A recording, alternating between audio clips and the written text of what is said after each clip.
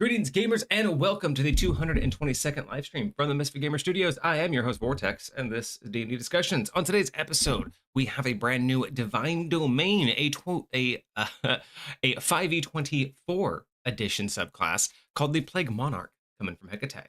I'm really curious what we're going to see in a 5e24 cleric, because I haven't really dove into any of those new classes yet. So let's find out what we have in store. And let's see if we actually have, there. Do we actually have,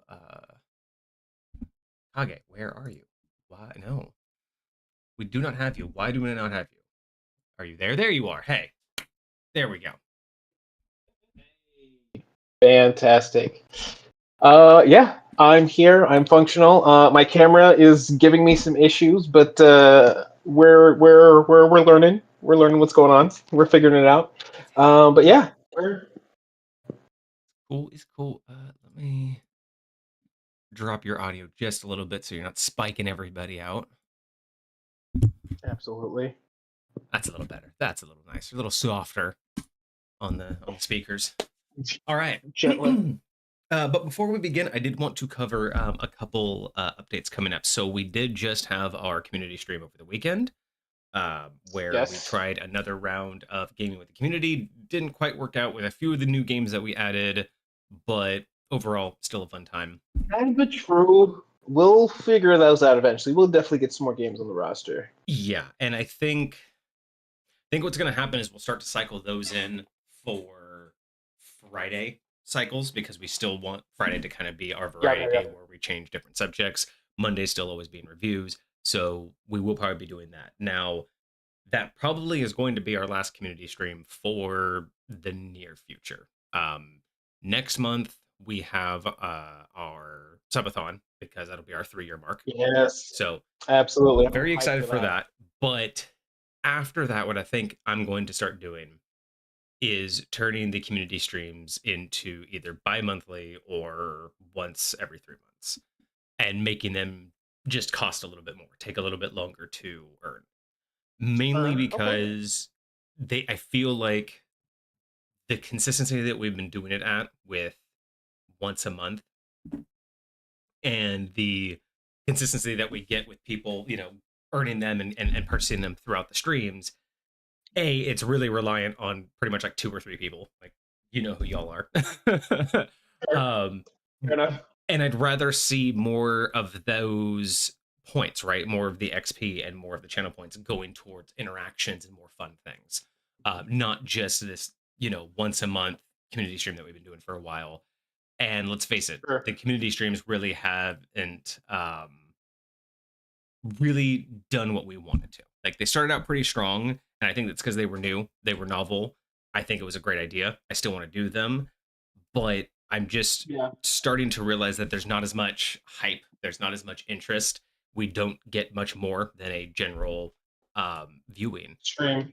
And the idea behind them was not to be this grandiose, this is our, one day that we're just going to get a whole bunch of people, but it is designed to be a day for the followers. It is designed to be a day for people that support us. We want to make those streams where it's like, that you can come here on Mondays and get a review. You know that Fridays we have, game days, we have board games, we have D&D talks. We have a lot of things that we can have that you can stumble across on a Friday. The whole idea for the community stream was specifically designed to have a day where what exactly is going to happen because you chose it. It's a longer stream dedicated to a topic that everybody wanted to vote on. And it's interesting to see the interest in gaining the community stream, and it's interesting to see the interest in the Discord when the votes come in. We'll have 7 to 9 votes on what should the community stream be, but then we'll get like 2 or 3 people the entire day. So while that is difficult, because as much as I want to dedicate to the community, it is a lot for us to put on those. It's a lot for us to dedicate a whole day, and try to put out more content that really isn't. I mean, I don't want to say this in a bad way. Like, again, those aren't designed to gain followers on those days, but even if our own followers don't want to show up on those days, is that the best use of our time and energy, right? I want to produce something that people want to show up for. So, and I I really get that because you got to think if our community has enough people to get 7 or 8 votes Damn, Cart. on a clo on a poll, Okay, he then got the update. you're gonna think you're gonna want to see at least 7 or 8 people at the event, if not more, right? Because there might be some people that saw it that just didn't vote. Maybe they didn't have an opinion. Maybe they just wanted to see what other people would do. So I totally get that, and I think finding out what is going to motivate more people to be there, and I also think like making it more rare will also kind of make it a little bit more motivating for people to want to be there because when that happens, you're not going to be able to get one next month. Like it's going to be a while Exactly. before And that's you're that's going to exactly actually be my able to experience one again. So I totally get that mindset, and I think that it'll be an interesting shift, but I think it'll be good, and I think we'll probably see good results from that. and I don't think you heard it. Cart also cheered us a few biddies. 2750 Oh, from Cart. oh, So after right in oh, your minute of your shit! monologues, I Those didn't are want to some cut you goodies. off. But he says that No, he yeah, understands thank and you. that he wants us to keep up the grind, that we're doing great. And yeah, I don't take this the wrong way from those that do show up and those that do support us. It is not us saying that it's not enough, Absolutely. right? We still are doing this. We're 3 years strong. We don't have any plans to stop. It's just, it's recognizing that if what we're doing isn't gaining that interest from those that we're doing it for, then we need to rethink what we're doing, right? And I think Kage Right. had it. If we make it more rare, where it is something that you can only get on a community stream, right? Which is why I want to cycle in gaming with chat more on a Friday, so that the community stream is going to be something that you can't get anywhere else, right? Whether that means we do raffles and prizes, whether that means that we do interviews with the viewers, something that you wouldn't see on a normal week basis, something that is going to take longer to earn, but not in such a way that I want people to like burn all their channel points, right? I don't want people spending 2,000 channel points every single stream, you know For sure. because again, I'd rather have those things do like voice chats and questions. Like, I want more of that Yes. interaction. So I love that we got all those DM questions and this or that's last time. That was clean. exactly, I love that. I mean, it's so funny. I talked to Vixie, who's been doing this for a while, and who has a much larger network of streamers. And it's so funny how she and several of our friends have commented like how much we have. Like, apparently we have a very larger amount of what do you call those, like redeemables. So like all the Oh, things that they can yeah. do is just completely like just unique, I guess, to the simple fact that most That's people fun. don't have that many. So it's one of those things. Those are the kind of things I would like to lean on. I just don't know, how to do that. But anyway, regardless, community streams aren't going anywhere. They're just going to be For sure. more rare. They'll take a little bit longer. So hopefully that, Fair enough. again, so hopefully the people that do want it, instead of doing 2,000 every stream, maybe they just do 500 because they know it's going to take a while anyway. There's no sense in getting it Sure. immediately if they You know gotta that they can rush get it it. over time. Hmm. And then maybe we can revamp what we do in the community streams, try to discuss with people, because I know sometimes it can be time frame. I know the time that we choose and the day that we choose may just be it, but Sure. I have a feeling that we could also do better, and we could do more things that are specific to what the community want. Because again, the day-to-day grind and the YouTube channel are supposed to be what bring us new viewers. The community stream is Yeah. to uh, give back to those viewers who came in, right? And that's the Right, mentality that I right, right. want to Yeah, keep. absolutely. Is I don't care if the community stream is, in a sense, boring for content purposes, as long as our fans are The people getting that are what they in the want from community it, are enjoying it. Yeah, yeah. right? Because that's Yeah, that's the absolutely. biggest difference, I think, for me, is who the stream is for. This stream is for everybody who shows up and anybody new, right? But those streams, Hmm. it can just be absolutely unhinged nonsense that nobody would want to watch, that doesn't understand, right? It's kind of that mentality of it's for the in crowd. But again, if the in crowd doesn't Yes, show up, absolutely. we need to figure out, what's going to get them to want to be here, right? What's going to make them want to participate in this, uh, because we're obviously not offering back the same amount that brings them in on the week, during the weekdays. Sure. Okay. And we are always up for suggestions and feedback. So there are those suggestions and feedback channels in the Discord. You can absolutely use those. They are for everything, not just technical and things about the Discord, but they're about the stream and topics that we talk about, how we talk about them. All hot tub stream. Wild. That Wild is that wild. that would definitely be a maybe subscriber only kind of thing. But You know, your backyard is kind of perfect for a hot tub. I mean, Just we could saying. rent one. I mean, I know we could rent one of those inflatable ones that actually have like the attachable heater Oh, and everything. absolutely. Those are actually kind of cool. I mean, I know Vixie wouldn't mind it, so Good maybe times. we'll talk about that one day.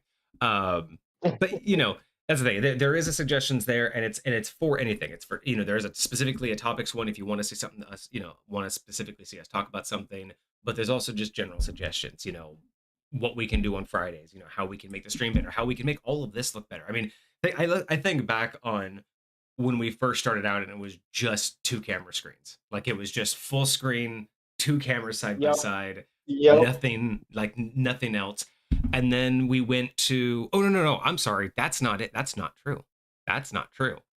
The first one Is it was not? you and me separated on smaller screens, but we had that weird purple background. That's We had the right. There was OG that stock background one that. Yeah, that's right. and our That's cameras right. were staggered, and it's like because I thought that would look better, and I don't know why. And then we went to the perfectly divided camera with chat coming through the Mhm. middle of us. That was iteration 2, and then now we have this, which is our just kind of general chat cam. um For sure. and that's the thing, it's like, does it look better than day one? Absolutely. Like we are miles away from day one, but have they all been improvements? Right? That's the biggest question. Like, does this look better? For sure. But is this an improvement to a previous design, or is it just aesthetically more pleasing, but not necessarily like more appealing? Does that make sense? Sure. Sure. And I think overall we're starting to get to the point where the way I look at it is we're feeling it out. Like we've felt what it feels like to be in these shoes, so to speak, right? To exist in this environment, in this setup, in this vibe, right? And we see how it feels to interact this way, to to just basically work this way. And if this is something that we want to keep it this way, and we start seeing new options and new abilities, like the effects that we have on the frames, like all that stuff we didn't know how to do before. The fact Yeah. that we even have our little bios down here, that wasn't a thing that we needed to find a place for before, right? The fact that we have scrolling emojis, right? Like, I know that right now this is stuff that we put there because it helps to take up that space. But if we were to change the setup to something different, we could move it, whatever. But like, I think that we're starting to feel like, okay, this is what I appreciate about this setup. I love being able to see these here. I love being able to see chat come up between us. Like, these are the things that we value. And like, if we want to eventually swap the setup, maybe I move my screen down, whatever the case may be, it's like we Right. can hone that in as we go. But I think having the opportunity to actually try out this pair of shoes, so to speak, like, I think that is valuable so that we can kind of see it and feel it out I like that. I in the like end. that. Yeah. And that's why I say, I always say, like, when I do these updates, it has nothing to do with all of the frustrations I know or something that come with this. And I don't want to call it a hobby, but I also don't want to call it like, it's definitely not a career move, you know Sure. but it's more than a hobby at this point. 3 years in, and there's a little bit more seriousness being taken. It's not one of those Absolutely. things I would highly take as, well, this is intended, again, neither of us need this to generate money, and it doesn't, so we're fine. um but again, feeling it out, figuring out exactly where we want to go with it, and if we can make it something worth putting more time into, because I think that's, like you say, we're Sure. feeling it out, but I also feel like we're in that stage now. Like, we have OSR ready to go, we have the Oracle ready to go, we have those things like ready to move to the next stage. But now we're faced with the honesty of the situation, is because this isn't producing, we're in that stage of, we can't really progress because it's not How much are feasibly we a going good to idea. invest without that? without that return. And Yeah, I totally get that. And for me, it's one of those things where when I invest anything into anything, I have to ask myself genuinely, what am I getting out of it, right? Not only am I getting out of it, an opportunity to be a part of an experience that I've never been a part of before. To me, that's valuable, and that's something that's worth investing in. agreed. On top of that, a lot of the stuff that I get to do as a part of being in this community, I feel like I get to learn new things. I get to learn how to create and develop things like a leaderboard, to be able to create certain automations for things, to create certain, to learn more about like Discord bots and all this stuff. And like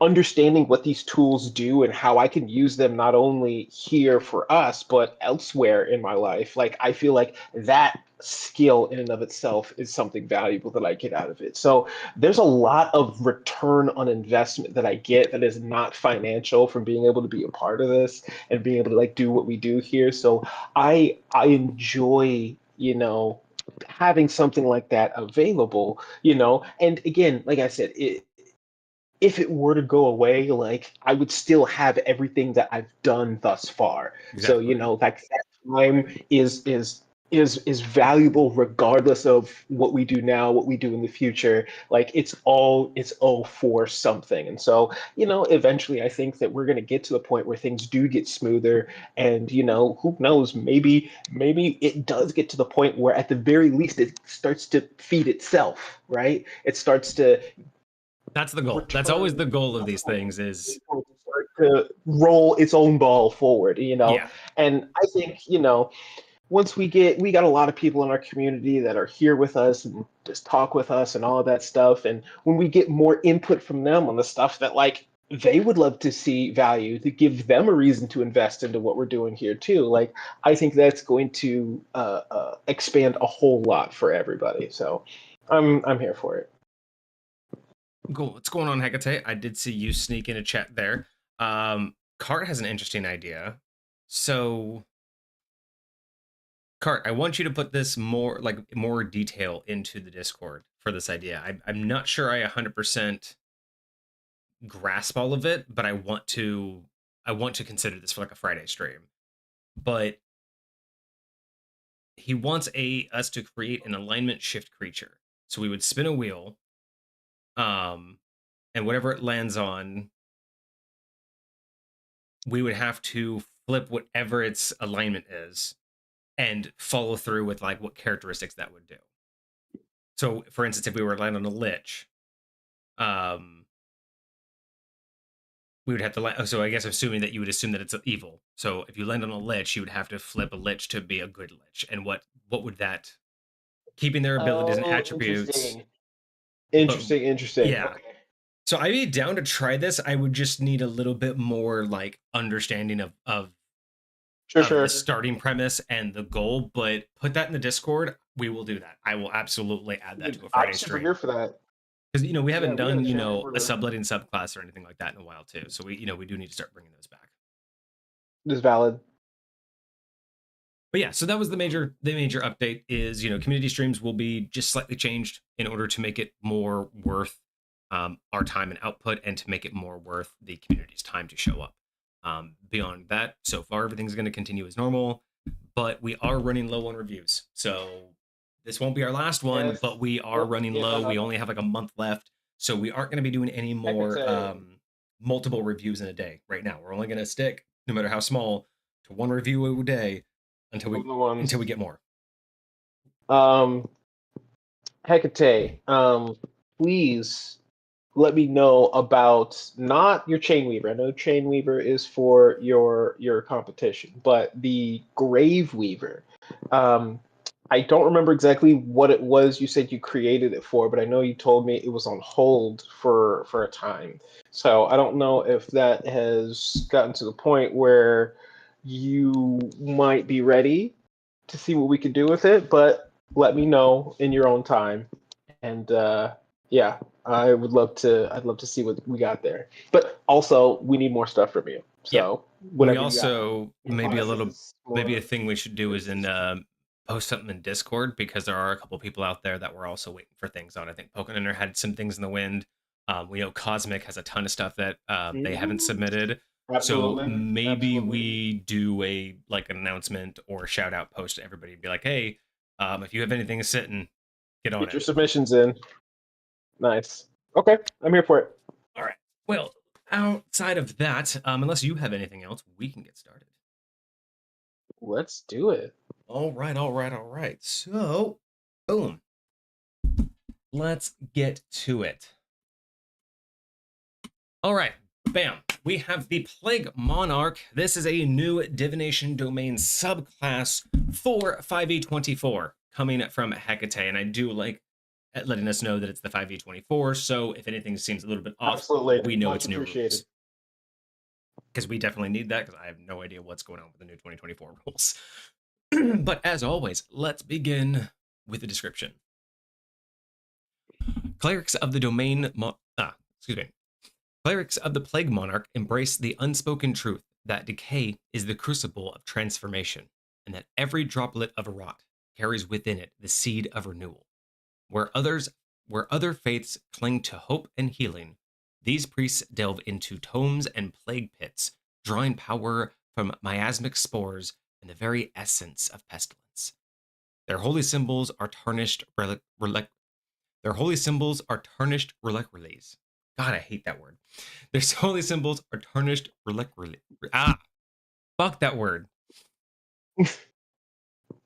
Reliquaries. I don't. I know how Relic. to pronounce it in my head. It is just one of those words I'm struggling to pronounce at the moment. So y'all know what the word is. You can read. Their vestments stained with the bruised purple ichor of festering wounds, and with every invocation, they summon virulent blooms of corruption that strip flesh to bone.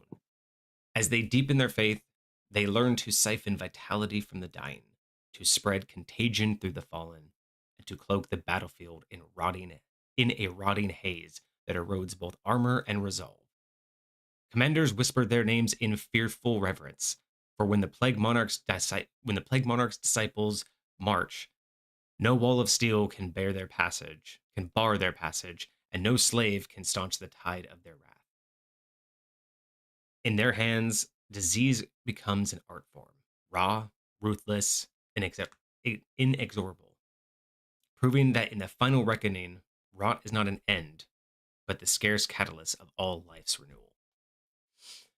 Okay, cool. So, what I'm getting from this immediately is going from the mindset of there's a lot of ideas for magic for the cycle of life. Death is Mhm. death is just part of the cycle.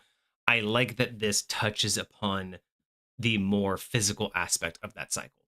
That it's because most cycles think about life and death. They kind of touch upon, your body goes back to the earth and everything, but it's much more spiritually focused on the process of your life energy, your soul, your spirit.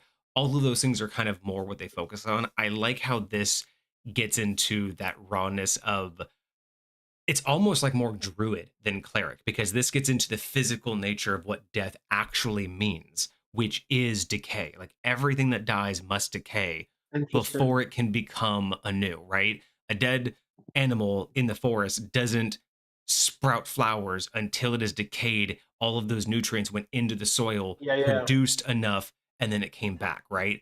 Nothing really happens without that process, but we want to overlook that process. We want to make that process sound beautiful, because while it is a disgusting process, we want to believe that the beauty is beyond it. So we talk beyond I it, definitely think. but this really Yeah. brings it home into that mindset of like, no, you have to understand. Just like there can be a cleric of death where it's like you must embrace that death is a part of life. This is that same thing, but it's more visceral. It's you must embrace the changing of what death is Right. to the body, to the Right. shell. So I love it. I think this is great. I definitely could see a druid version of this. Like if we were to sublet this as a druid, I think this would be a perfect opportunity to do something like that. I'm really curious what it's actually going to look like when we get through it, and like what kind of abilities that they're gonna be going for. But yeah, absolutely, this is very cool. Honestly, I could see Venla becoming a cleric for this. Like that, honestly, the mindset is if Venlo were to find this type of religion or this type of following, I could see your character being like, "Hey, that's exactly what I want. Is I want you celebrate that process, but Actually, kinda. you are about that process." So Yeah, that could be kind of cool, actually, that would be wild. That would be fucking wild. I hear multi-class and druid cleric. right? Cool idea. Cool fucking idea. All right. Yeah, I like the idea going into the visceralness of the physical domain. I really think that that's like nice little cherry on top for something like this. Yep, yep, All yep. right. So what do we get? So domain spells, you gain domain spells at the cleric level listed in the Plague Monarch domain spell table. See the divine domain class feature for how domain spells work. Let's see. So 1 through 9, we get things like inflict wounds, where you have sickness, wither and bloom, gentle repose. All of these things make sense. Blight, vampiric touch, contagion, sickening Very proud radiance, cloud kill. Enervation is one that I'm not familiar with. Everything else I'm familiar with, at least to some Innervation. Yeah, I degree. don't know if I'm super familiar with it either. Uh, Um, is this Incantation a of Darkness. It is a link. You can click it if you want. Xanthor's Guide to Everything, 5th level. Tendrils of Inky Darkness reach out, touching the creature you can see within range to drain life from it. Okay, so it is a necromancy spell. Okay, seems to be on point. Everything else, I think, seems to be right on point. I think a lot of this uh, Hmm. follows the lore, the mindset of the character, and given these ideas plus that description, it gives me a lot of confidence that we are going to see a lot of this work together to build the end goal, right? Like it doesn't, we've seen that in subclasses where you sound like one thing, you have a good lore, and then immediately it's like, is that where we're headed though? This feels Like, like, do you know okay, anything about that? Yeah, yeah, no, this is nice. I like this. So no changes so far off the top of my head. for Um, sure. and then we start with our first ability at level 3. Incubation symptoms. Your presence carries the first stirrings of decay. Bonus cantrip. You learn Toll the Dead. It doesn't count against your total number of cantrips you can learn. Toll the Dead. Why am I Toland's one of my blanking? favorite cantrips. Why am I It's for blanking on fifth it? edition. Um, for whatever reason, it's one of the only spells that has two different damage types based upon a condition. Not types, but dies. So if the creature is undamaged, it will be a 1d10. It'll do a 1d10 damage. But if the creature is damaged at all, it will do a 1d12 damage, which is one of the highest damage dealing cantrips. Gotcha. So Okay. if they have any missing hit points, they're doing more damage, and it's basically saying you're getting closer and closer to death. Oh, I And so want the so opposite cantrip. I really do want a cantrip that's the opposite of that too. that is does more damage when they're At full. undamaged. Yeah. I would totally I be can see down that. for that. Like that would be like a first strike kind of cantrip where, and Sure, sure. I would even say instead of it just being a mimicry, I would even say that it would be like a first strike cantrip where if they are undamaged you get a D12, and if they are damaged you only get like a D4 or a D6. So it's like you still can do something, but it's really meant for like the kickoff, like to like See, start it. I want to do something because I still want it to be a usable as just like regular cantrip. Like I want it to still feel good to hit just normal, but I love the idea of like imagine if they're undamaged, you get to do an additional die of damage. Like just a whole Okay. additional die of damage. I like that. That would be cool. So yeah. Yeah, yeah, We yeah. have a question real quick from Cart. Okay, so on one of their final submissions, they've delayed it. They want to know if they should do something similar to what they did with their original amalgamation uh, of the Tarrasque-born, and give it more in-depth lore, or should they just keep the lore simple as they are more powerful artifact scrolls that you could use abilities with? So, for a set of artifact scrolls, how much lore should come with those, in your opinion? I mean, For artifacts So personally, unless they're tied to a setting, I'm cool with them being more open so the DM can fit them into the lores or into their settings history instead of them having to bring in and make that history work personally. sure. And I totally agree with that. Like, unless you can, I know it's going to sound really weird, but unless you can make your specific history generic, i.e., you have like a very specific story about a wizard that did a thing, but they could make it be literally any wizard they want it to be, and they can put it in any town they wanted to put it in. Like, yes, it's the specific story, but it's so free that you can basically put it wherever you want. Like, unless you can make your specificity that general, it just depends on like what you want out of this thing. Like, I think that depending on what you're creating and what you're building, its backstory could play really, really well into what the thing is. And if it does, please include it. I think that would just add so much more to its value. But if the lore you're adding is kind of just to, fill in more information, but it doesn't really tie into what the item itself is, then, I feel like giving that freedom to the DM, especially if it's a homebrew item you're planning on putting out there for people, I'd say, the less unnecessary information, the better.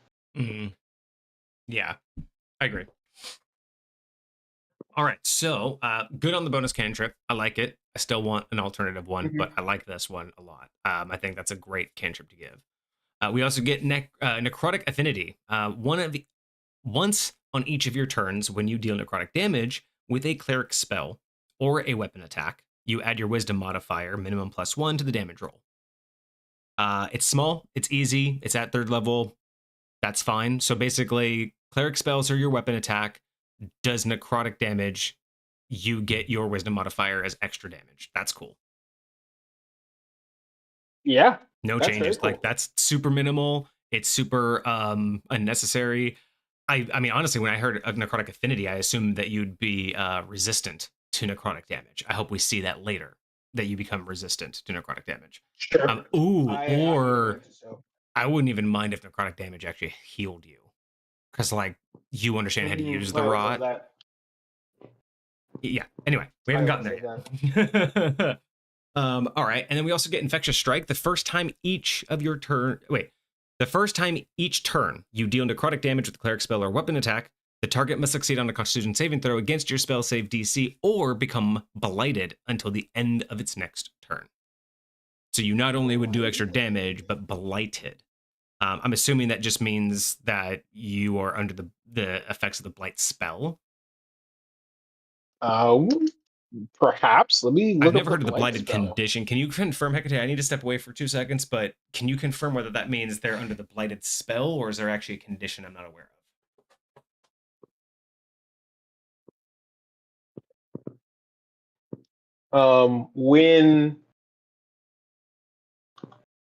When they first said blighted, I was like, I don't remember writing up a condition. Um, I don't remember writing up a condition for it. So if there's a new condition called blighted, I'm hoping it's in here somewhere. Actually, I have my copy open. Let me look real quick. Blighted, blighted, blighted, blighted. I don't see anything that says blighted on here. So yeah, definitely clarify for me what that is. of. Oh, it's under Channel Uh, Divinity? Okay, so let's go to the next one. Okay, so let's move on to Channel Divinity, which is also level 3. okay. So we have Channel Divinity is patient 0. So you can use your Channel Divinity to unleash your plague in one of two forms. When you use this Channel Divinity, choose one of the following options. So first one is Outbreak of Rot. As an action, you choose one creature you can see within 30 feet of you. The target must make a Constitution saving throw, taking necrotic damage equal to 3 times your cleric level, and become blighted for 1 minute on a failed save, or have as much damage and becoming blighted until the end of its next turn on a success. Okay, Seed of Decay. So real quick. So as an action, 30 feet range, Constitution saving throw, necrotic damage equal to 3 times your level. So no roll, flat damage, Constitution saving throw. I think that's actually pretty good. Like, pretty nice. I love the flat damage. I Yeah, really do. I love the scale. That's really good. I think the 30 feet's fine. Understanding what Blighted does will also bring it into a good scope, but I do like it. I don't mind that for a channel divinity. The other option is Seed of Decay. As an action, you choose one creature within 60 feet of yourself. The creature must succeed a Constitution saving throw against your spell save DC or become infected with a supernatural disease for 24 hours. This disease is subtle, and the creature does not immediately realize it has been infected, and the disease produces no obvious symptoms during the first hour. While infected, the creature takes 1d6 necrotic damage every hour.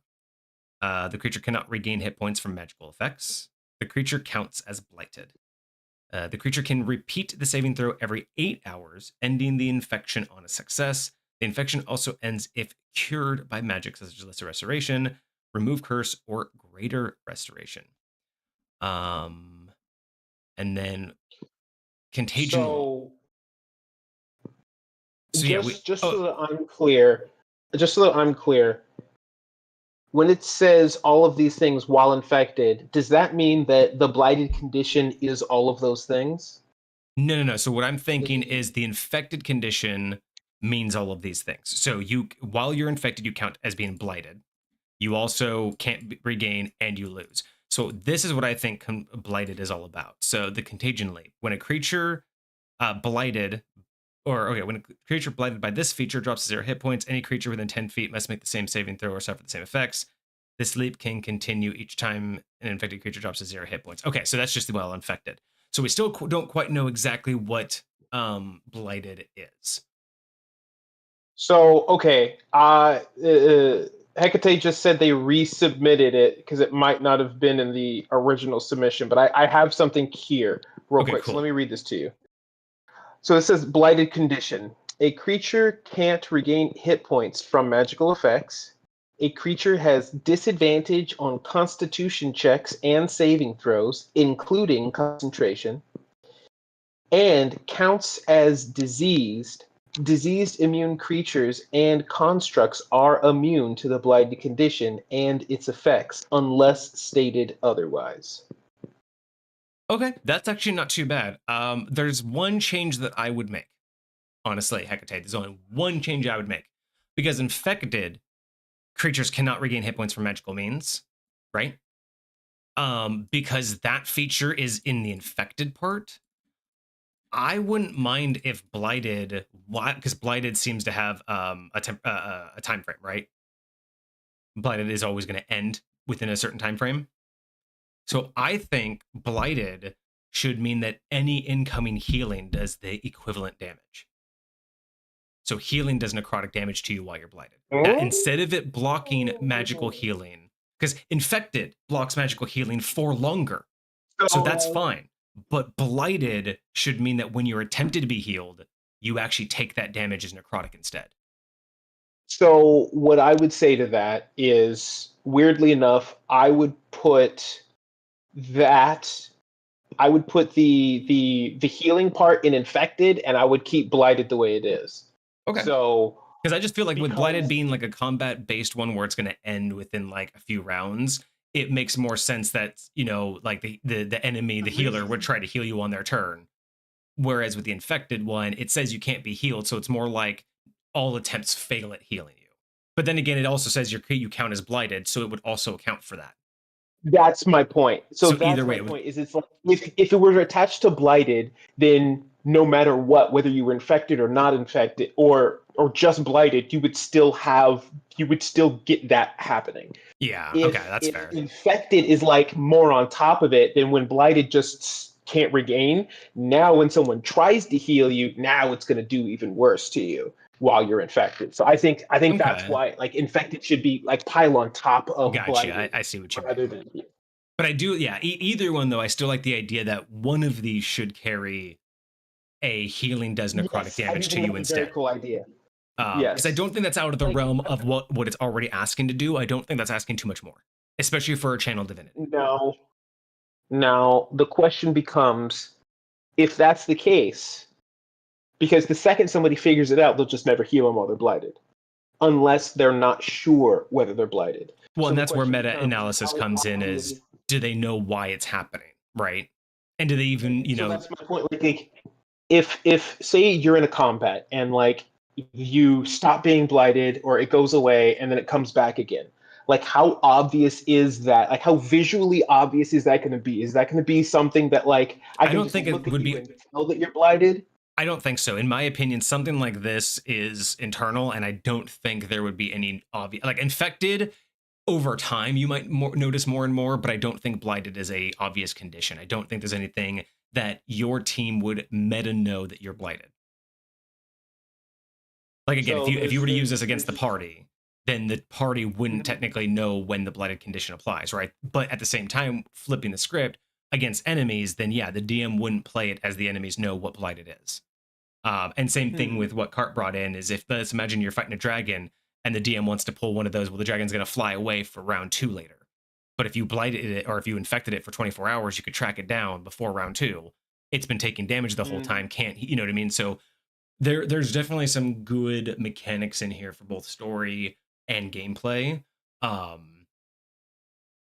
But yeah, it's interesting. I like the idea of splitting it up, having something that's in combat, but also like you said, something that compiles into something much heavier that sticks with you. yeah, I think that pushes the DM to think more beyond combat. absolutely. And I do like the contagion leap. I think this should just.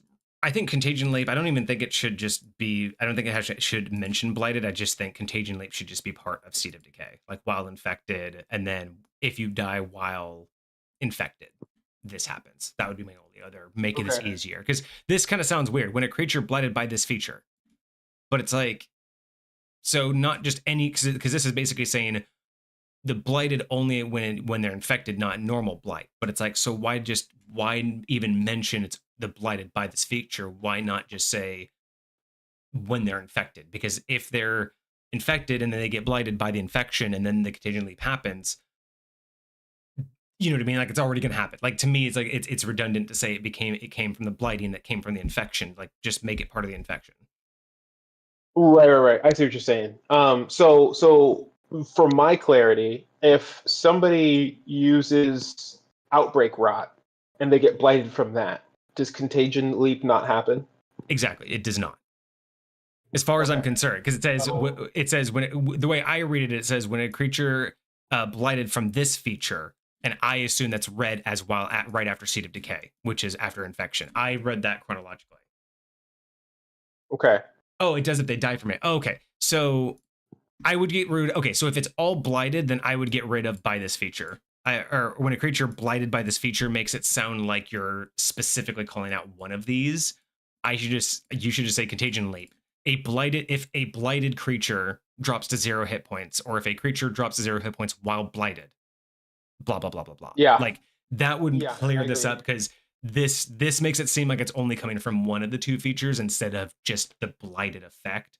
So I would just change that first sentence to if a blighted creature dies, or if a creature dies while blighted, and that would kind of clear it out. And I would also like a little bit of clarification when it comes to they suffer the same effects. Do they become infected or do they become blighted So when they any creature fail within that 10 saving feet throw? must make. I think, and yeah, so sounds like they're going to become blighted. Oh, I see what it means. Okay. And Hecate pointed out this is because 2024's wording sucks. This is not Hecate's fault. This is 2024. So when you are blighted by one of the two effects above, right? This is how it should word. When blighted by one of the two effects above, if a creature were to fall to 0 hit points, they sorry. So basically, when a creature that's blighted falls to 0 hit points, creatures around them in a 10-foot radius have to make a saving throw against the feature that gave them the blight.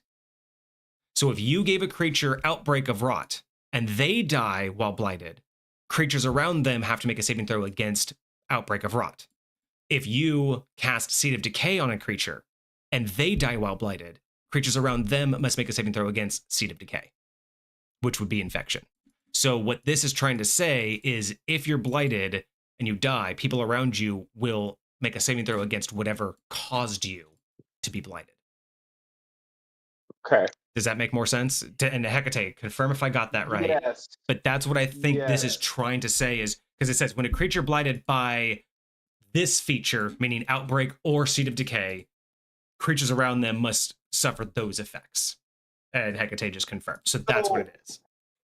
I'll say, I think this is going to be much less of an issue than I think it will be because this is a channel divinity. You get like at most two, maybe three of these things throughout your career as a cleric. So it's not going to be happening all the time.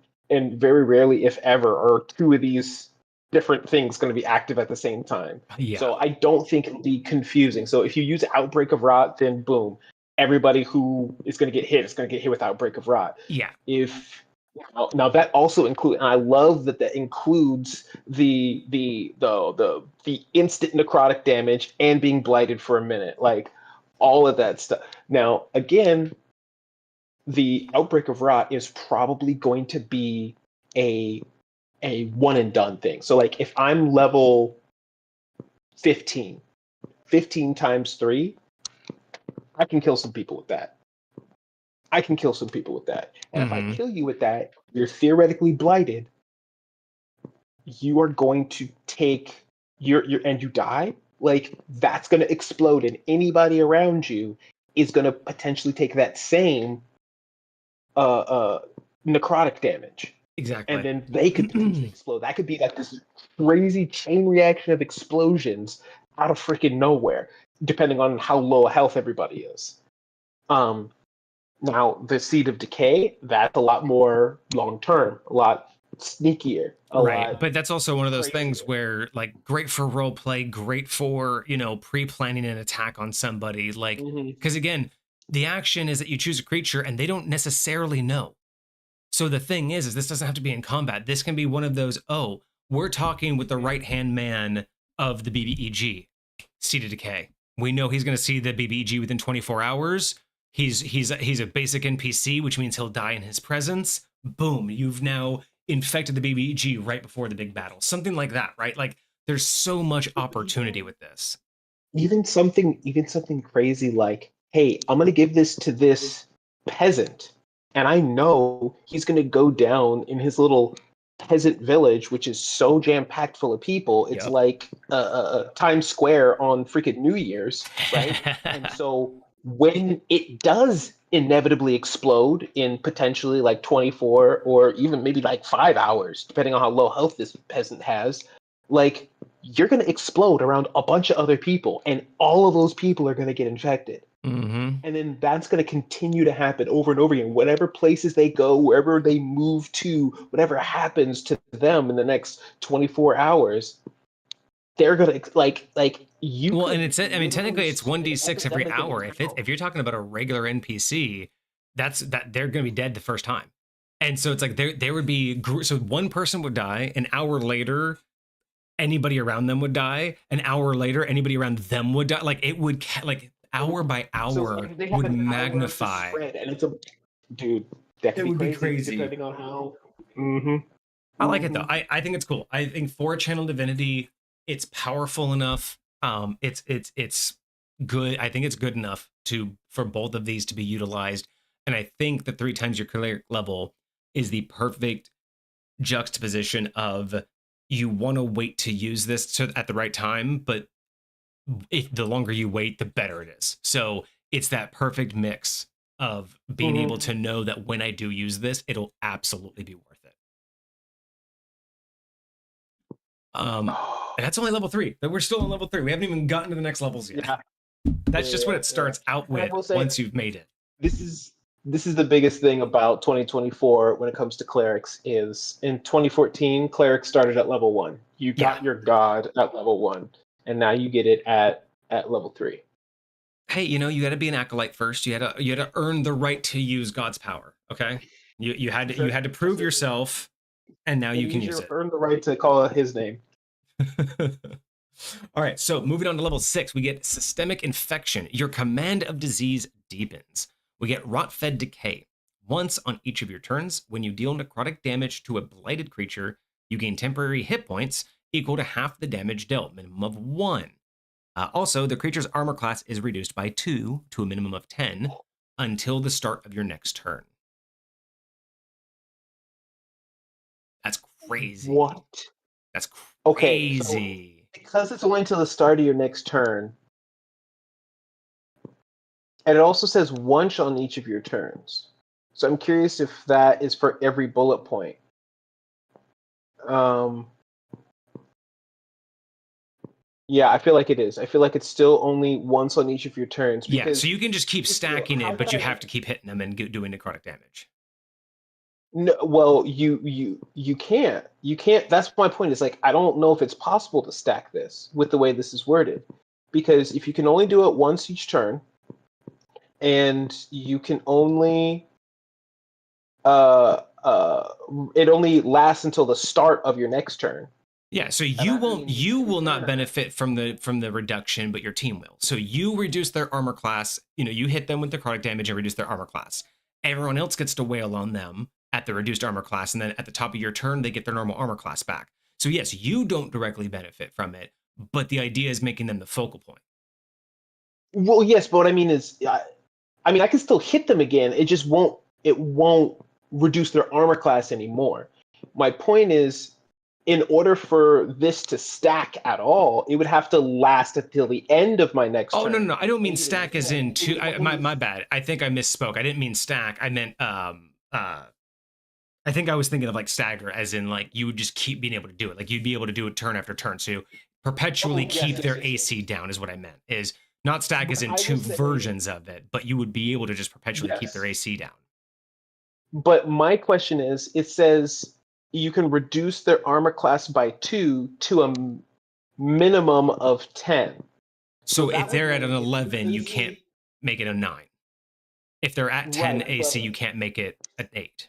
So if they're already okay, so naked, it's that's what it's trying to communicate. yeah. So if Okay, if their AC is okay, 15, you can go to 13. If it's 13, you can go to 11. If it's 12, you can go to 10. If it's 10, it doesn't work. If okay, it's 11, okay, it goes to okay. 10. I thought the way it sounded to me is it was like because because the first part was also a limitation, it sounded like this was supposed to be a limitation too. Like, um, I can reduce their I can only reduce it 10 to 10. So if they're at 20, I can take it down to 18 to 16 to 14 to That's how I read 12. it. So Like Hecate, is that what you mean? Because that's how I read it. I read it as you cannot drop them below 10 AC with this ability. That's how I read it. Because you can't, so it's because it's a minimum of 10, meaning you can only drop it until they're at a minimum. Or unless the only other way I could read this is, do they have to have at least 10 AC before you can use this ability on them? Meaning if they have a 9 AC, you're just not allowed to use it on them because they don't have enough AC. So those are the only two ways I can imagine it. Okay, Hecate says you cannot drop below 10 AC with this ability. Okay, so no matter what their AC is, the minimum AC you can drop is to 10. So if they have an 11, it still works, but you're only getting the benefit of 1 so AC. here's well, tell me how you feel about this. Because here's what I was originally thinking, the way it originally sounded to me. So say the person I'm fighting has an AC of 20, but I want that AC to go all the way down to 10. By myself, I'll never be able to do that. I'll only be able to get them to an 18. Yep. But if instead of just me being able to reduce their damage, anytime anyone does necrotic damage to a blighted creature, it reduces their AC. Interesting. That would definitely make this a curious case for when someone chooses this, other people in the party to take things like necrotic damage, because I do see where you're going with that, is the stacking feature lies within the blight itself, not the creature doing the damage. Mm-hmm. Because right now it depends on you doing the damage to incite the blight. But you're saying if it was on the blight itself, any It reacts necrotic to the damage, necrotic damage, not you specifically. um Hecate says they wouldn't do it because the bookkeeping would be crazy. And I think that's the idea, right? Is you could theoretically then build an entire team of necrotic damage users around this character, and you Sure. would Yeah. annihilate anybody. Like you would drop their AC down to 1 every single round. But then again, here's the Not the balance of that 1%, though. but yeah. It only benefits progressively one person, right? So it's like you blight them and drop their AC by 2 for the next person. that person does necrotic damage and drops it again by 2, but only for the next person. So it's like, yes, you can keep dropping their AC, but you're only making it easier for the next person. So you need to make sure that you're also stacked to do the right amount of damage once that AC is guaranteed to be hit. I will also say, and I think I appreciate this, at least thus far. As of right now, as far as I can tell, the only way to give anyone the blighted condition is to use your channel divinity. And that in and of itself is very limiting to everything that you can do with this character. Because you get Infectious Strike right here. First time each turn you deal necrotic damage, you can blight the person with a saving throw.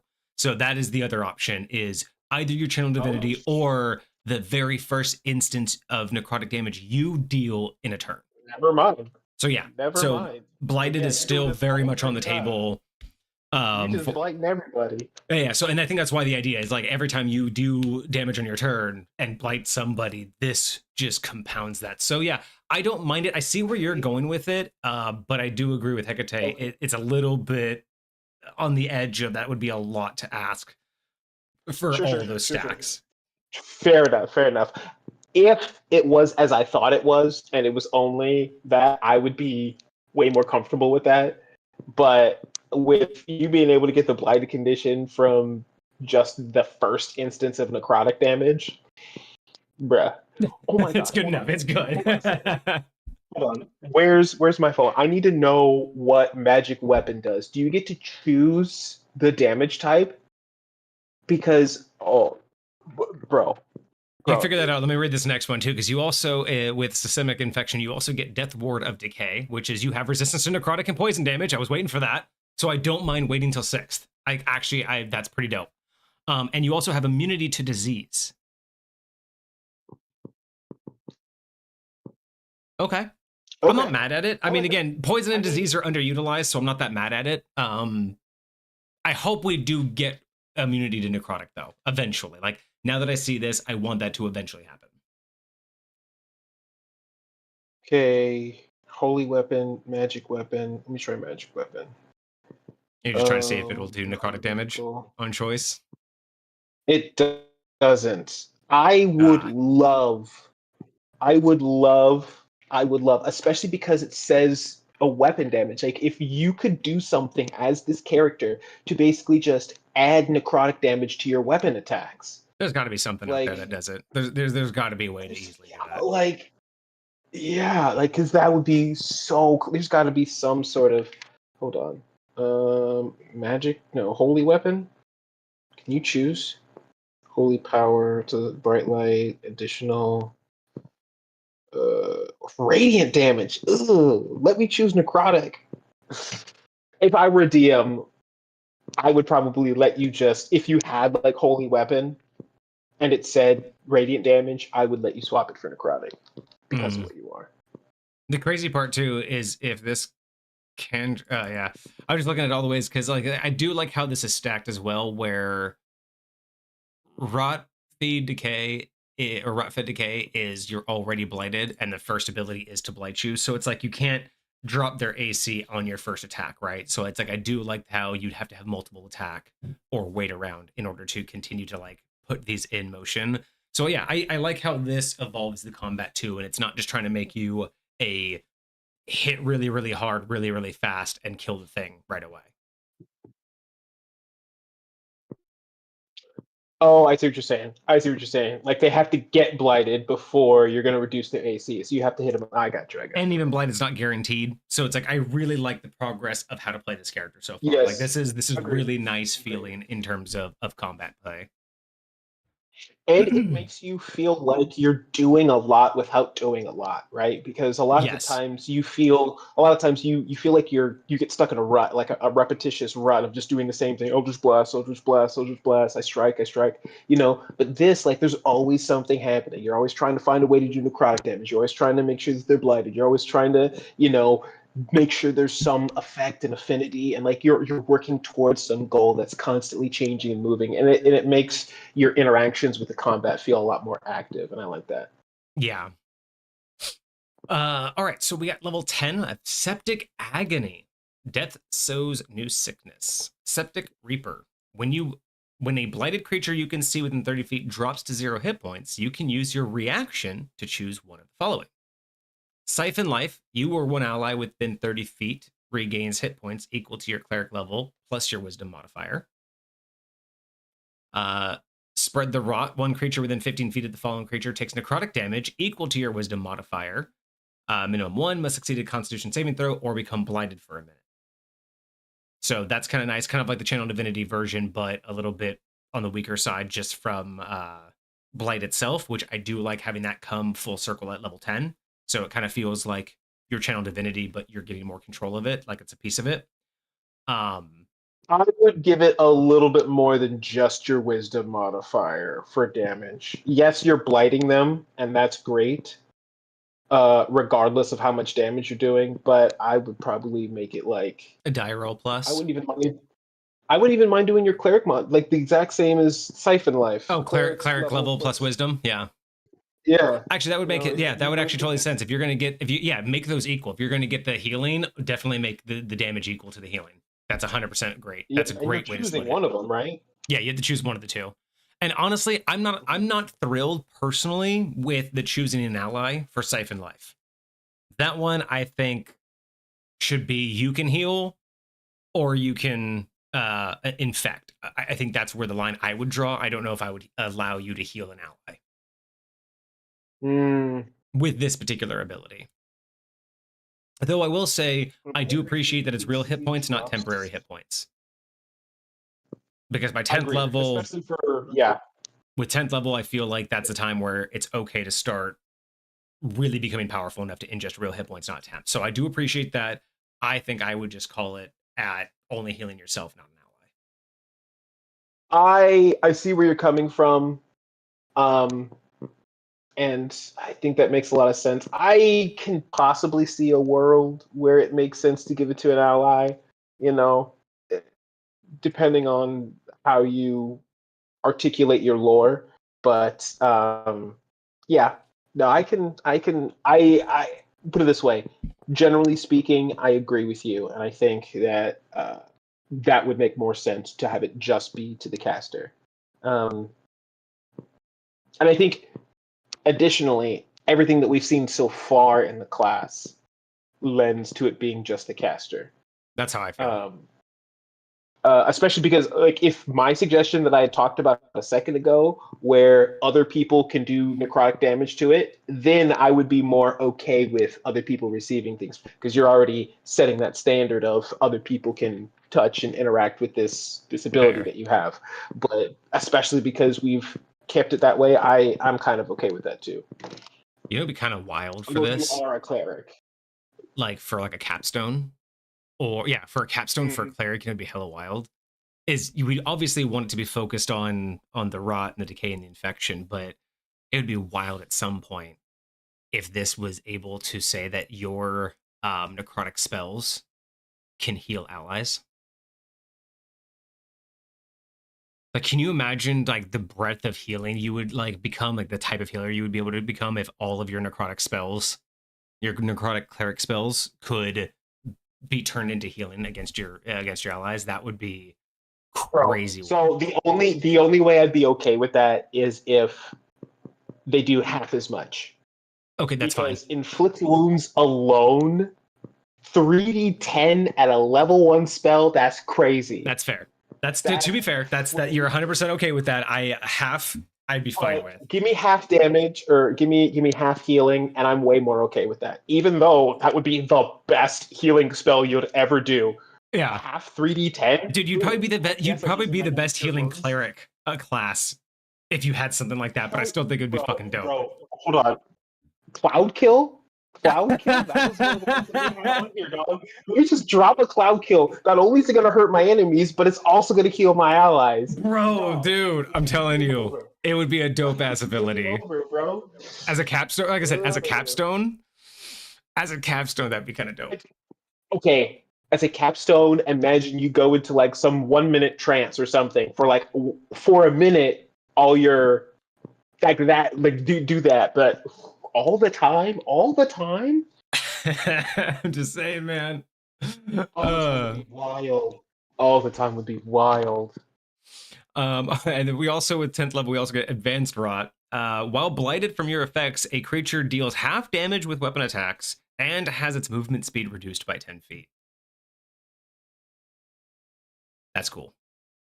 Half damage with weapon attacks. So it doesn't do anything to their magic.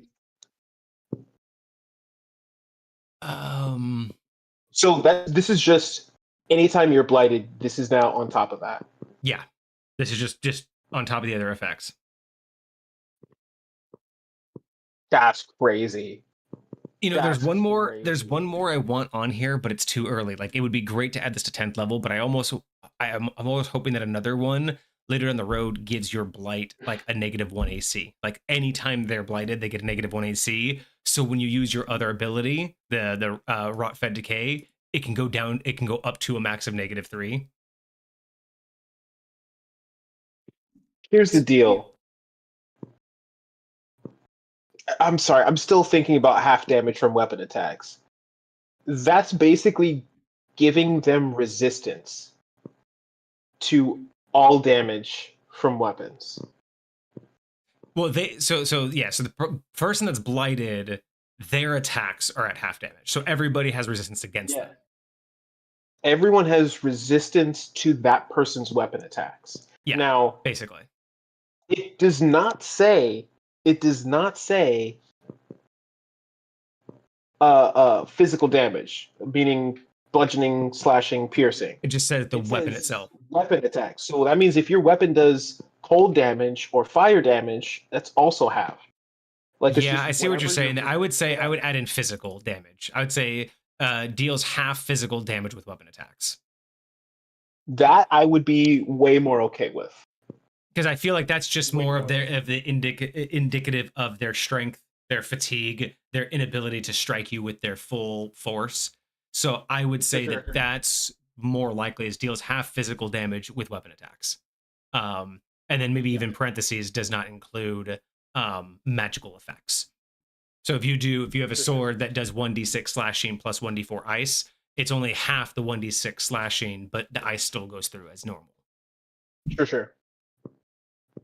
Yeah. No, I'm much more okay with that. Again, I don't know what the intent was for that Hecate, if your intent was only to be the physical aspect of it and not the magical aspect of it, but with that, like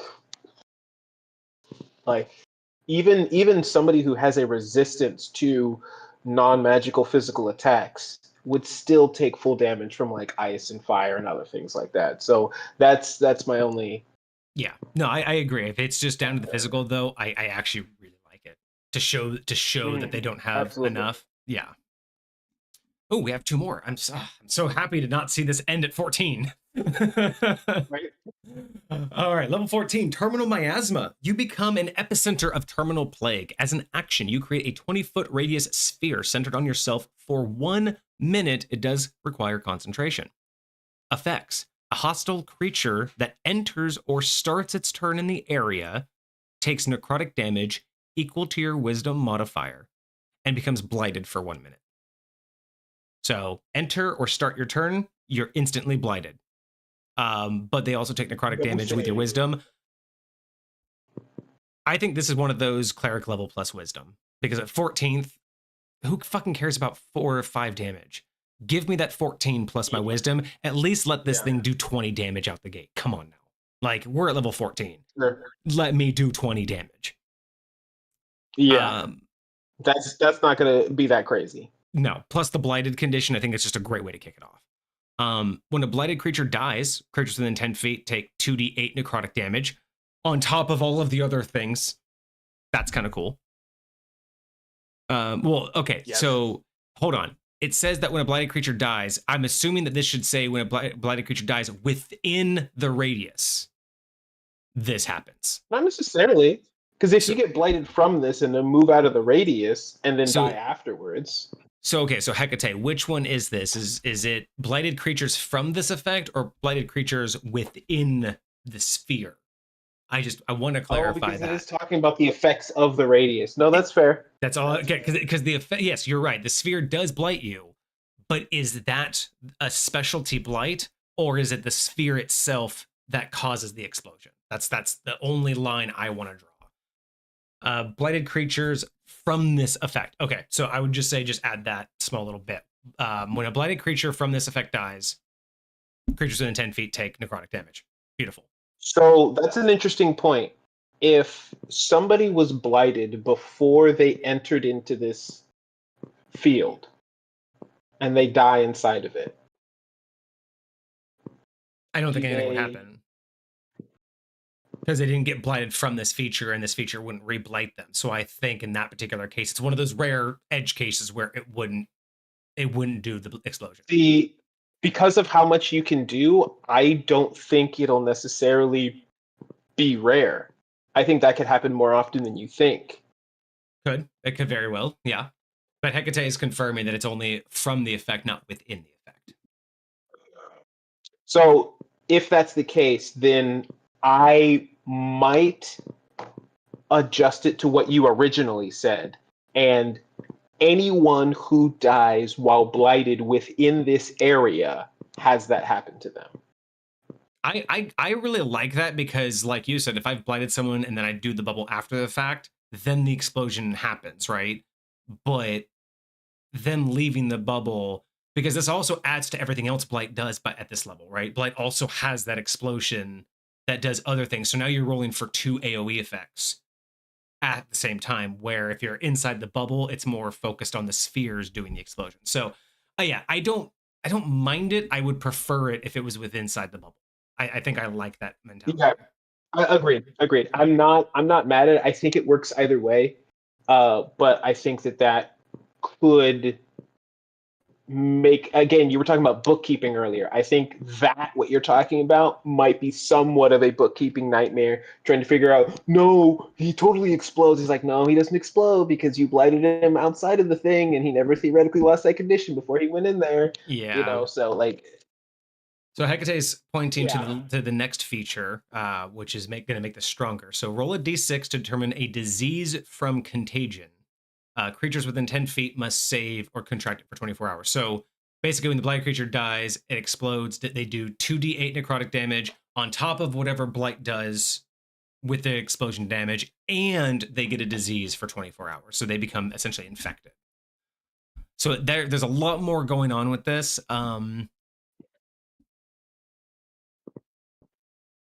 Blinding sickness, filthy fever, flesh So I think the rots, idea for this fever, AoE is not meant whatever. for combat AoE. I think it's meant to stack on with where is it? Seed of Decay. So you know how Seed of Decay, 60 foot away, I can just tag you. You're infected, and if you die, you'll blow. Mm-hmm. I think this is supposed to be a step up from that. So instead of one person within 60 feet, I can just hit anybody within 20 feet of me, and the same thing happens. I basically do this, except they instantly get damaged. They instantly become infected. Kind of, you know what I mean? It seems like it's much more of a big burst effect of that same spell. Imagine a cave full of goblins with low health exploding into spores of blight. Damn chain reaction. Yeah, this would God go bless crazy. America. So again, I don't mind it as it's written. I think it can work. I think I'd still prefer it to be maintained within the bubble, and even giving the bubble a 30 foot to make that even better for combat. I think it's fine. So I'll say 20-foot radius. That's fireball size. That's huge. That's pretty decent size. 30-foot radius. Yeah. Now here's the deal. The problem with a 30-foot radius is you can walk around with this for a minute. Yeah. For a minute, you can walk around with this. And that's why I'm not that worried about it. I still think within the bubble is doable, especially because it lasts for so long. You can just keep people within it that are blighted until they die. Yeah, I mean, there's a lot of ways that you can hammer out the details. I think. I do like it though. I still think it's cool. I still think it's a nice AoE, especially for this level. For sure. Ooh, it's concentration. I was about to say, what if you had this up and what the fuck is it called? Spirit Guardians. Oh yeah. Get that and Spirit Guardians up at the same time. That'd be crazy. I do like this as a recharge at once per long rest or the use of a channel divinity. Yeah, That's cool. I weirdly enough, I like incorporating additional uses for your channel. Even though it's such a limited resource, I still think it's a cool Well, opportunity. because this basically gives you kind of a third channel divinity. Like it gives you another one, and this is actually kind of on par with that. 2D, 2d8 necrotic damage on, all on top of all of the effects that it does. Yeah, I think lightweight actually. I think it's pretty good. I think it's nice. Yeah. Okay, cool. So we got one more. We got level 18. We got Apocalyptic Rot. Oh, I can't scroll down anymore because there's not enough white space. Oh, rude. Dang. Okay, well, it's only cut off for a little bit. Okay, so your plague reaches its apex. As an action, your miasma expands to 40-foot sphere for 10 minutes of concentration. So this is way more RP than combat. This is way more like affecting the world than it is infecting a combat. Effects. Hostile creatures take necrotic damage equal to twice your wisdom modifier at the start of their turn. Oh, while inside of it. Okay, so twice your wisdom modifier, so that's like maybe a 10 to 12. I still wouldn't mind cleric level. I still wouldn't mind twice your cleric level. Something like that. You know what I mean? That would still be more. Especially at this level. I mean, we're talking about, the capstone. I think the only reason they're doing it that low is because it's for 10 minutes and you can basically kill a whole town of NPCs it's that 10 minutes and it's every 6 seconds. Yeah. Yeah, that's fair. Creatures entering and starting their turn suffer advanced rot while blighted. When a creature becomes blighted, you can force a disease from contagion, constitution, save negates, immunity for 24 hours on a save. We always like that, 24 hours, and then recharge once per long rest. To be completely honest, this isn't bad. It's just not a very impressive capstone. I mean, all it does is just make everything a little bit better, but I don't do anything new. Again, this would have been a great time to do I mean, even if this could be cool, awesome. Your plague reaches its apex as an action. Your miasma can do all of this, blah, blah, blah. I would even add another one. Once per long rest, a necrotic spell of your choice can heal allies instead. That would be also an attack onto this, is just add the ability that once per long rest, you can choose any necrotic spell to do healing instead. So like you said, you could choose any of them. And it would, and then that way you wouldn't have to do half healing. Like that way you could justify any necrotic spell getting a one-time full health benefit. Like you said, so Cloud, so I could do the what is it?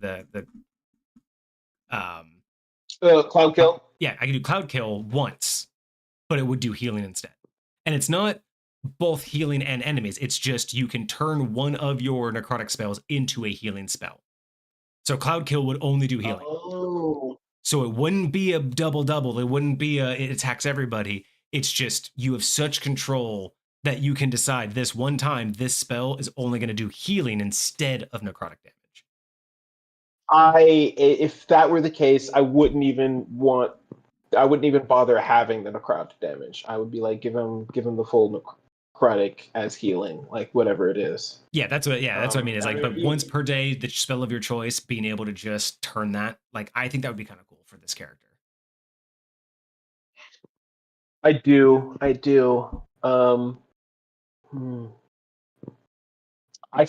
think what you and I were talking about, like, imagine if the capstone for this, it didn't increase the time period, and I think I'd still like a minute on that. I don't mind the 40-foot. I do think a minute's better though. Yeah, it didn't increase the time period, but instead of the effects that it gives, it just said what we were talking about earlier, where all of your necrotic damage dealing spells heal your allies half the necrotic damage. I think that would feel more huge. Yeah. Like, I feel like that would feel like a capstone. It'd be like, yo, for a minute, I'm not only a necrotic master, but I'm a healing god, and I can keep my people up. Like, that's actually that's kind of cool. I feel like that would be wild.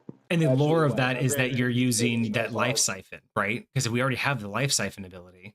So this would kind of be that, where within your bubble, you're just siphoning their life and giving it to your I allies. will say it's not going to be crazy abusable because it's still theoretically concentration, Yep. so you can't cast any concentration spells. So Yeah. you wouldn't be able to do something like Cloud Kill, Oh, right? gotcha. And Okay, so like there would be some limitations there. there would be some limitations, right? So I think that that would be valid, but like I would totally be able to do half the damage as healing on something like inflict wounds. Like sure, you can do that. Even hold on, let me look at disintegrate. Tell me that's necrotic damage.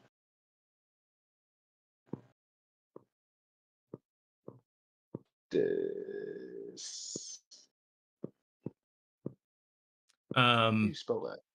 okay, so real quick, because we do have a DM question that should be pretty easy to answer, but I really like this. I think a lot of this is very doable. There are a few things I would change, but it's not far off from usable. It's just not what I would prefer, right? So there's more changes I would make to my preference, but it's damn usable as it is. There are a few things I would clear up in language, and there was a few things I would do differently. But this is awesome. I love this idea for a new type of necrotic user. I would love to see what this could be done with a like a druid influence. I think that's a cool concept too.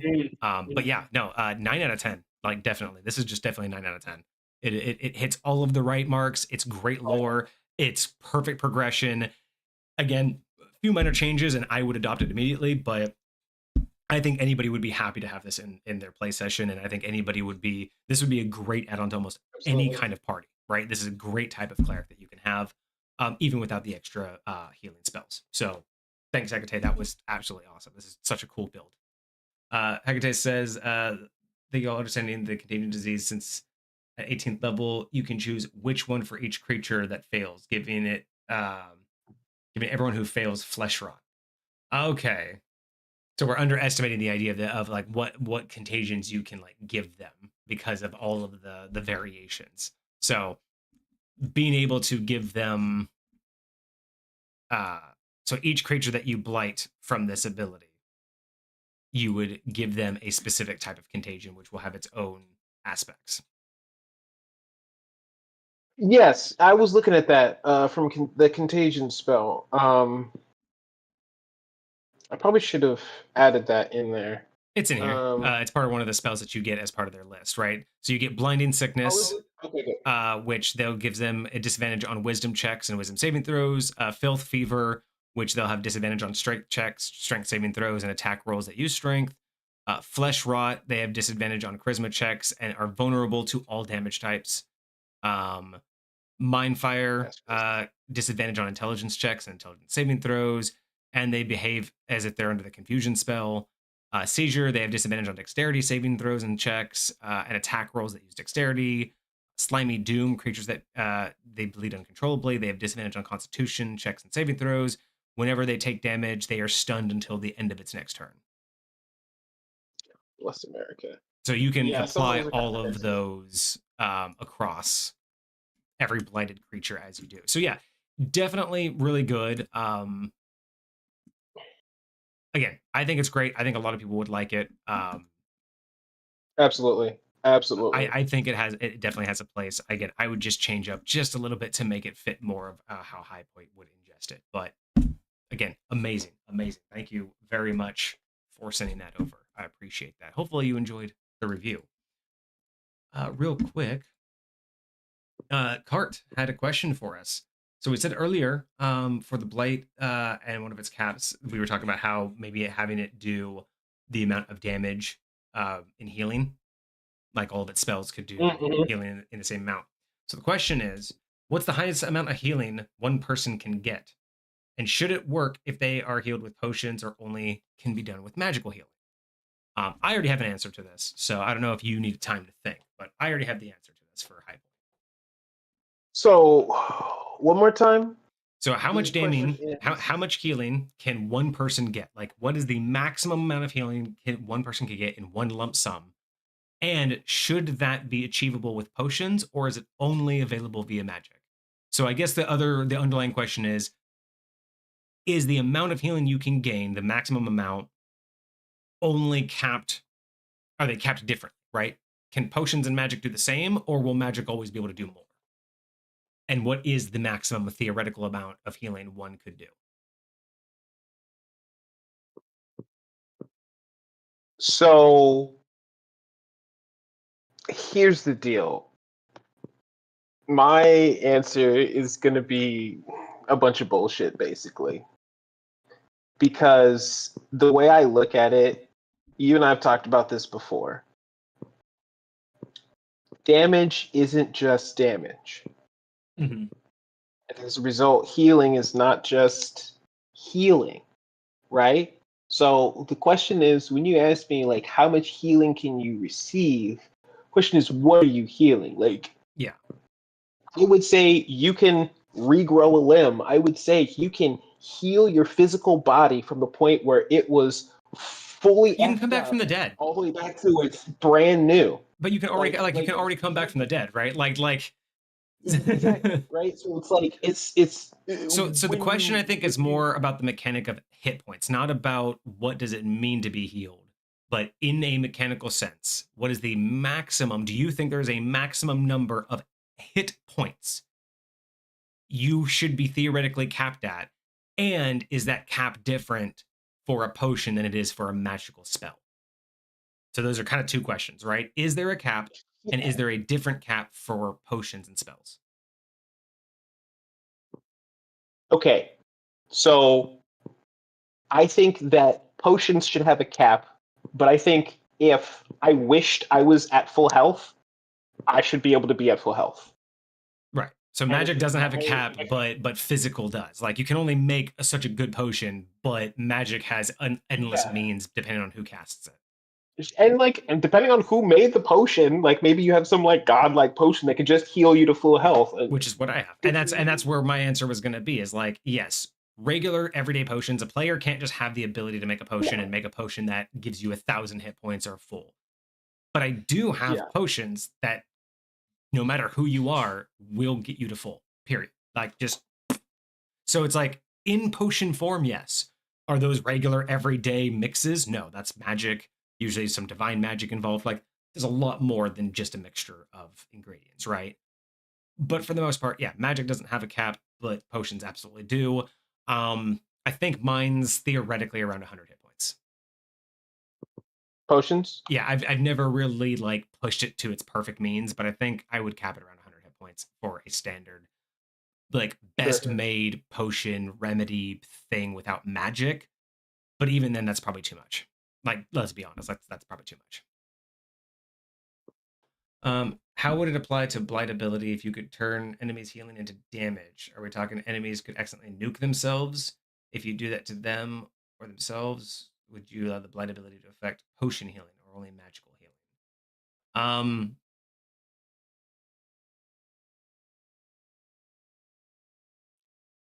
if you turned Mm. enemies healing into damage, essentially, yeah, it would just be any while blighted, any magical healing would become necrotic damage instead. Like that's all. I think that's all it would read is you would just any incoming heals would turn necrotic. And yeah, technically, I would say because the blight doesn't have any obviousness. If you blighted a creature and then their cleric came in with a mass heal, yeah, it would nuke them. It would just fuck their world up. But now, would that only apply to magic? I think I'm going to leave that to where you decide the lore is. Because for me, blight isn't necessarily a magical effect. So technically, normal potions would affect it too, because it's like a disease. But if you were under the mindset that blight is a magical effect, some sort of magical disease, or magical infliction, then it would only apply to magical healing. So that's my logic. See, I would say to the extent when I think about what is happening to your body when you drink a potion. Like, yes, the potion is a physical substance that is like exuding throughout your like bloodstream and stuff, but like when I think about, okay, you're infected with this rot, with this plague, with this whatever, and it is like infected your body. It's out, it's in your everything, right? And so you need to like flush it out in order to be free from it.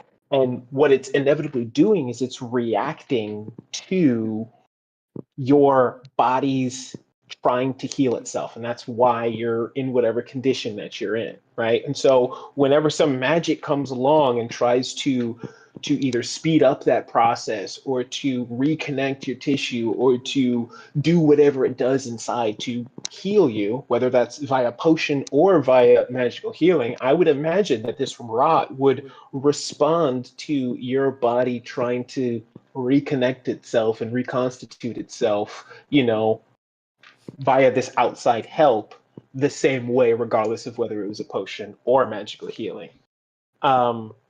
That's initially my thought when I think about like how this thing is, because it does feel somewhat more biological than it does magical, right? Yeah. When it comes to what this rot is doing to you, right? And so that's why I would kind of say to me, it would probably be all healing, unless there's, except for like maybe like medicinal healing. Like if there was like a salve or like a plant or something like that, I think that might respond to this. So if like there was a druid somehow that like uh, uh, um, specialized in medicinal herb type healing, and that's how it went about doing what it was doing, I would say that for me would be a very unique scenario that would potentially bypass the healing restriction on this. But outside of that, I would say pretty much everything. I would say magical healing would hurt you, potion healing would do nothing. That's That's a what I good would idea. say. I like that. Magical healing would hurt you, potion healing would do nothing. That's a good way to put it. I like that. All right. Well, good questions. Good questions. I like that. We've been getting more like these questions coming in. I hope that this becomes more regular. Like again, this is the kind of stuff that we have those channel point options for, is conversations like this. But before another one pops up, I do want to get us to the end because my food has been sitting and I'm starving. Go I'm get gonna go your chow down on some wings because I've had wings sitting for a hot minute. Yelly. But yeah, God bless so America. thank you all for being here today. Hecate, thank you again for submitting the review. It was phenomenal. I love Great it. submission. I want to see more of it. Hopefully, you guys can send some more. We are running out. We have a handful of stuff from Des, a handful of backgrounds, and then one more subclass.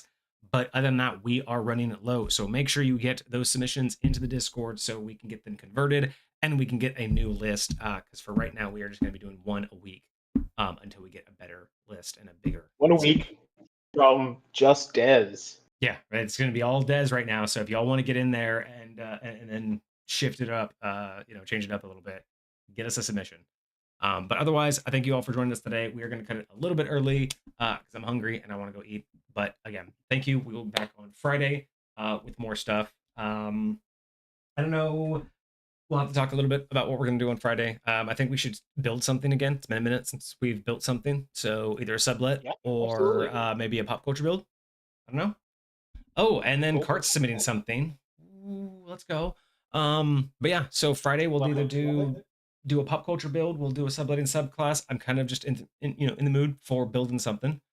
And next month's the subathon, so y'all should be looking out for that. I'm looking forward to the subathon. Probably gonna follow the same format as last year, so we'll see exactly what we have. I should have a bunch of updates to the tavern by then. So we'll see. I have some stuff planned for the tavern this month. So if that all works out, maybe we'll actually drag the new PC into the back room and set up again for that. Oh shoot! Well, hey, let's make it happen. But yeah, we'll keep all of that under wraps until it's done. There's some things that are happening behind the scenes that I'm working on. Just doing a lot of stuff around the house in general. I have a toilet sitting in my living room that I'm waiting for an installer to come over with. So, fun stuff of just like, that's why I've been trying to do a lot more remote recently, because I'm just like, I just have stuff sitting around that's not really like working right now. Yeah, fair enough.